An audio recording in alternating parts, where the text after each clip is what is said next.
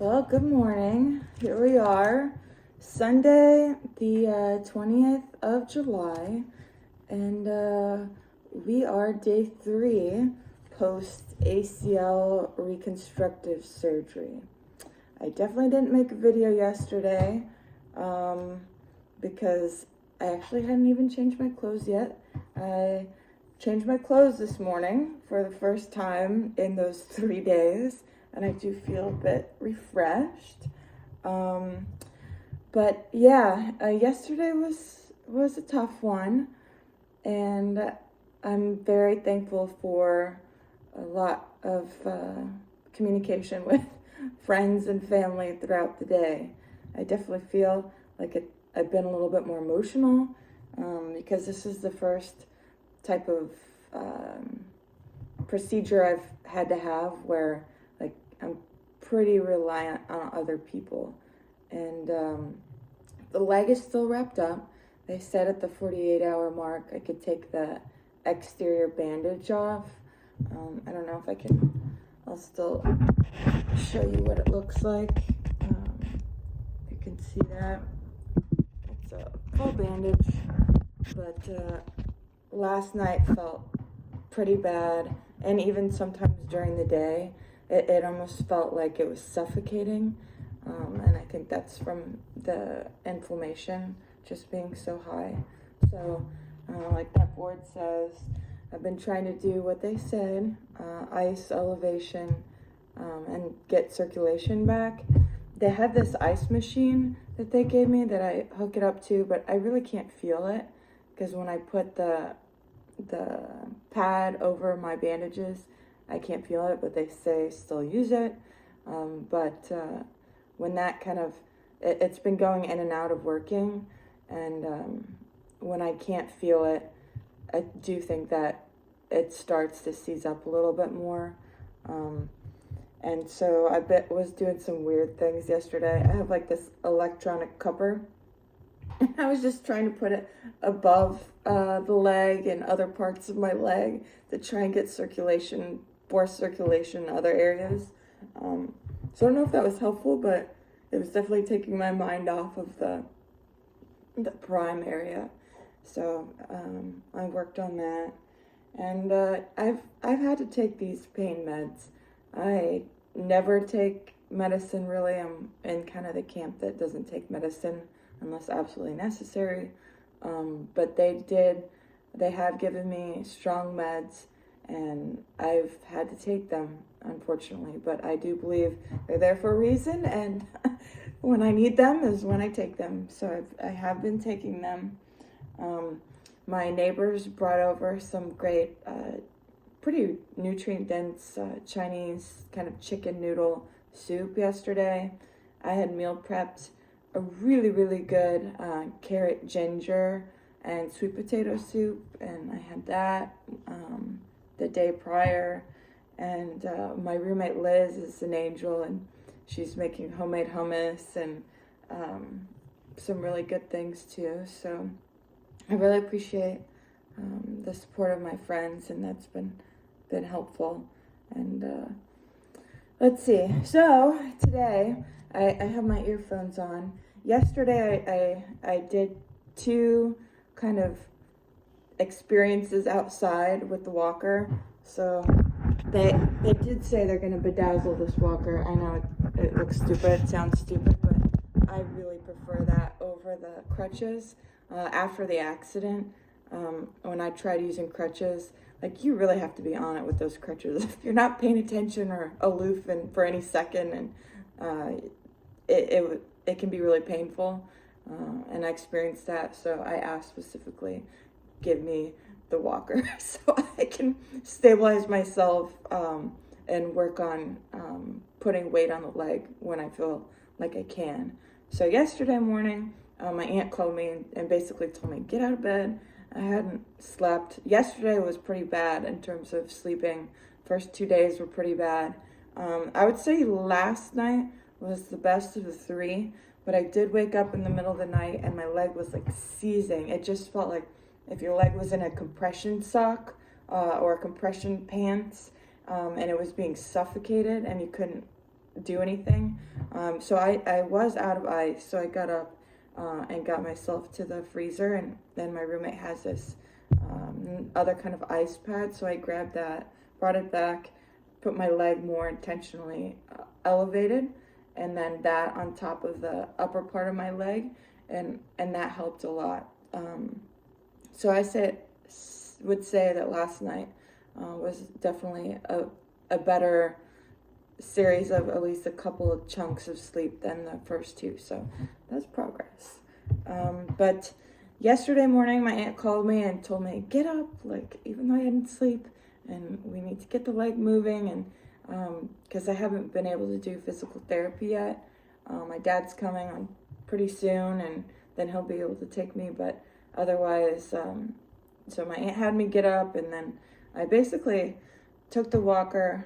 I mean, we're talking snail's pace outside, and I was kind of cheating at first. Like, I didn't put like any ounce of weight on my knee, but then I was talking to her with these headphones, and she was talking to me while I was kind of hobbling with the walker, and she said, just a little bit, and so I was inching even slower.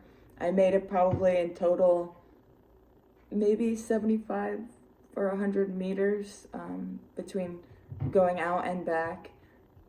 But I do think that helped in terms of getting some movement and getting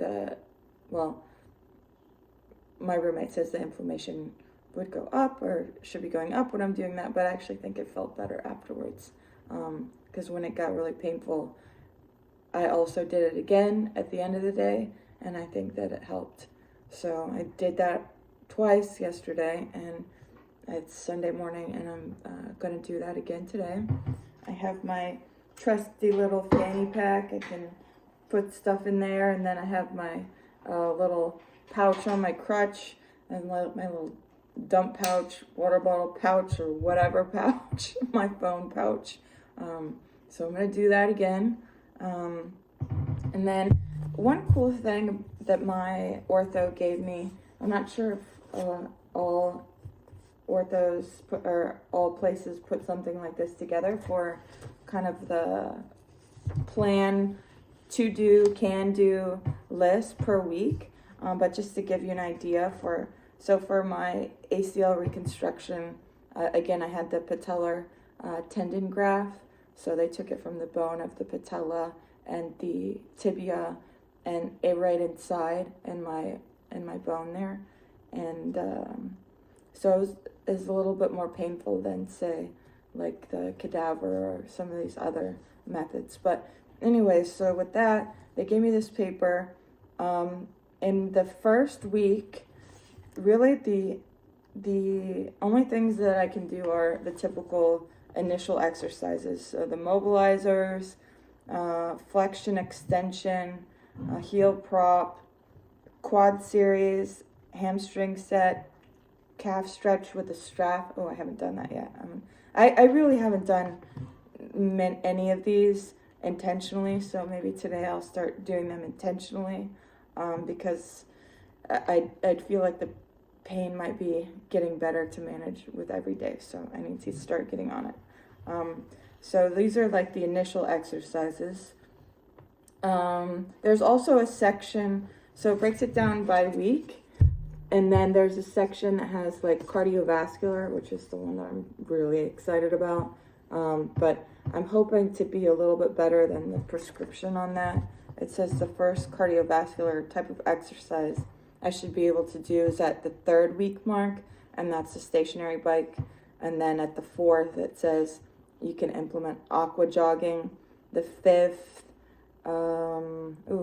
actually the 7th week, it says you can implement treadmill walking, swimming with fins, and so after the accident, a month and a half later, I had gotten myself up to everything but anything to do with jogging or running. So I was able to swim, elliptical, skier, row, stationary bike, aqua jog, all that, a month and a half. So like the 6 week mark.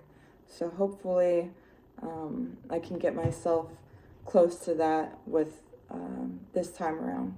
And then there's all these like weight bearing exercises that when I was post accident, I also worked at our CrossFit gym pretty heavily on building that up, especially in my non-surgical leg. I have never been able to do a full pistol, but I've definitely been working on RDLs and assisted movements that kind of mimic the pistol, so I can get up and down, which has been really applicable here, like whether it's the couch, the toilet, a seat, like up and down with my strong leg. Because my surgical leg, I mean, it feels like dead weight, and I don't know if anybody has had a procedure that it feels like that outside of another trauma or accident, but like I use all my might to try and lift it up, and even then I'm using my arm strength to underneath my hamstring to try and hold it and help myself, assist myself. So that's kind of where we're at with that. Like, we are truly at square one. But I have a lot of will and a lot more time than I used to have. Also, side note, my physical therapist sent me these flowers. Such a sweetheart. I have a lot of sweethearts in my life. And I'm very, very much thankful for them, especially now. So anyways, that's it for today. Oh, also on this, I put quality nutrition and supplements. I'm not vegan or a vegetarian, but I truly believe in plant-based power. So nutrient-dense plant-based power, I love it. I do love seafood, although my roommate said there's something about an Asian myth about not having seafood after surgery, or I don't know if it's a specific surgery, and so I haven't touched my smoked salmon or any of that, but normally like I would go straight for that. So there's that. Supplementation. I have some great supplements that a friend of mine from that has another friend that owns a company or that works with or leads a company in New Zealand, and I have some supplements that have to deal with pro and prebiotics, collagen, just the bone kind of protein, and the ones that I feel like right now will be the most helpful. I also have a friend that believes in the BPC and the peptides, so I am going to try peptides, and anything that can heal it from within, I'm all for it. So that's my adventure today, and stay tuned for some more of the life of a recovering ACL, very active ACL surgery patient. Bye.